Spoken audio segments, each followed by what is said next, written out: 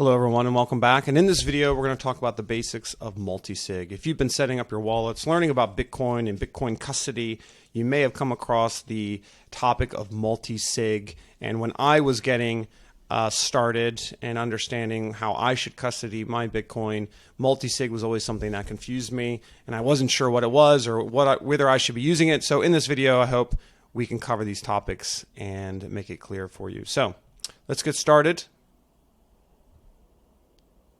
What is multi-sig? So, reminder that every address you have or wallet that you may have is storing your private keys. The private key is what is used to sign transactions, to send Bitcoin that it holds, and also generate public addresses to receive Bitcoin at that address.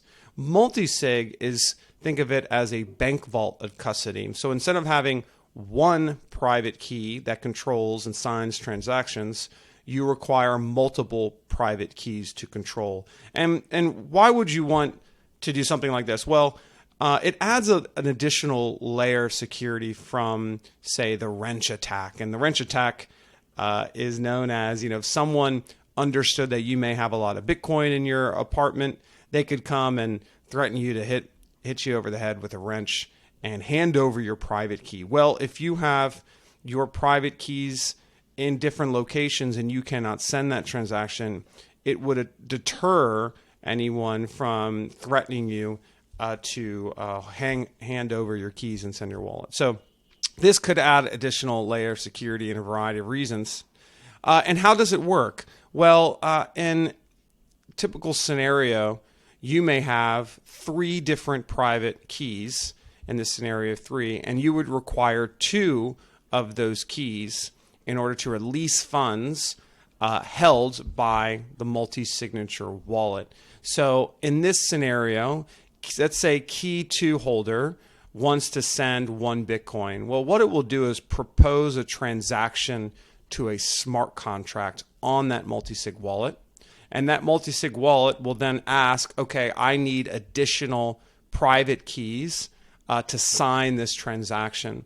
And then key 3 would come and then actually sign that transaction. So these private keys aren't stored in the multi-sig wallet, but instead the multi-sig wallet is essentially requiring these multiple private keys to be entered there as well. So it's somewhat of a smart contract in a program. And once those signatures are received, then those Bitcoin funds can be released and sent and distributed into the Bitcoin network.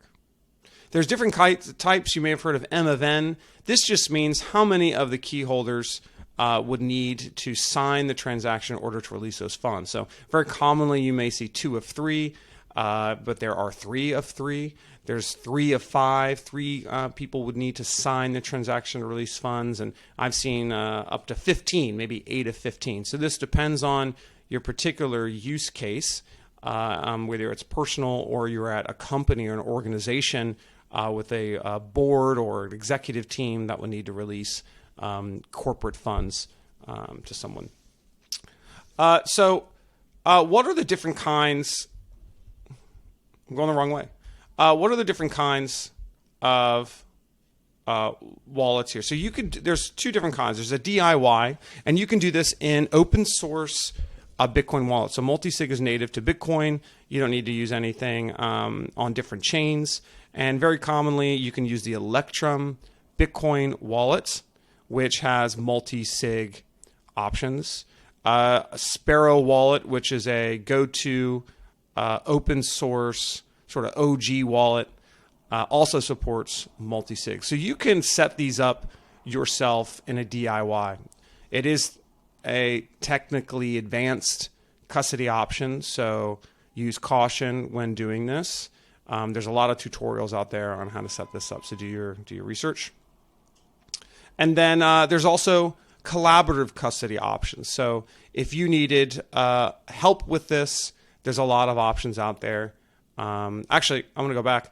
Nunchuck is another really good newcomer to the multi-sig with a lot of full, rich features, slick UI to help you multi-sig your wallet. And they also have some services on there.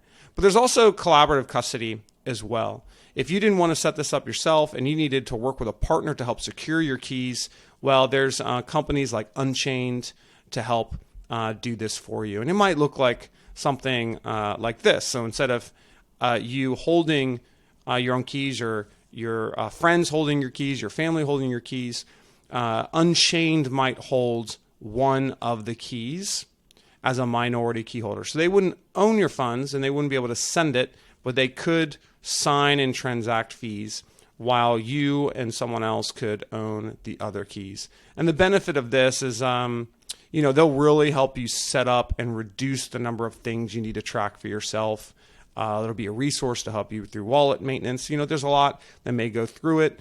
And of course, resecuring your Bitcoin if the key becomes lost or compromised. So they can become a important partner for you. So Unchained is a very popular example. Casa is another one that could help you. And there's a lot of other services out there that could be a collaborative custody partner. So with that, that's it. I hope this was helpful. Next time, we'll talk about cold wallet breakdowns. And I hope this was helpful. And like and comment if you like this video and you want to hear other topics. Thanks.